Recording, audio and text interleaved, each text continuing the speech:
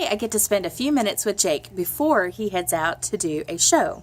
Now Jake is a long-standing addition to Eventualities, and he resides in the Imaginarium. So let's take a few minutes and let's go meet Jake. I have learned a lot about Jake these past few weeks.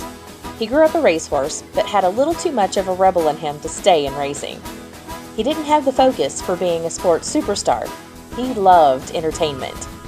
His previous owners gave him one more chance to prove himself when Jake got distracted by an Eventualities van loaded with balloons for that evening's gala. He jumped the track that day and never looked back. Since then, Jake has been working at Eventualities to help provide a fun environment and activities to celebrate anything and everything. It seemed like kismet to have his new owner, Diana Pulsgrove, bring him on to provide value for her clients. A wonderful 9-acre farm in Pee Wee Valley. And about 3 years ago, I met the most marvelous, handsome, energetic young colt that I called Jake. Jake would do anything for carrots and a nose rub. And he just grew to be more handsome, more frisky, and fast. Very, very fast. Jake could run with the best of them. He could have been a Triple Crown winner. But that's not what Jake wanted. Jake is a people pleaser.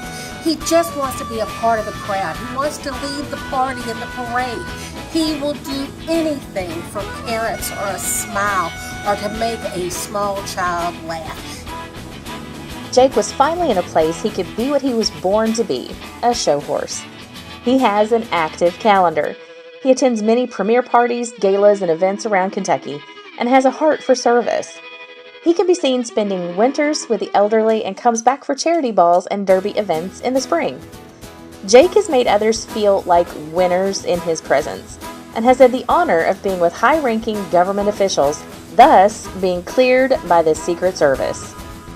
He loves the classic cowboys, but really, it's about the horses. It's been rumored that Silver, the Lone Ranger's horse, and Trigger, Roy Rogers' horse, were relatives and kept him fueled with entrepreneurship and the drive to be more.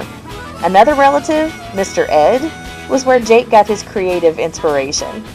Not to mention a little rebelliousness. If you'd like Jake to appear at your next event, just call Eventualities and he'll be happy to oblige, if his calendar's open.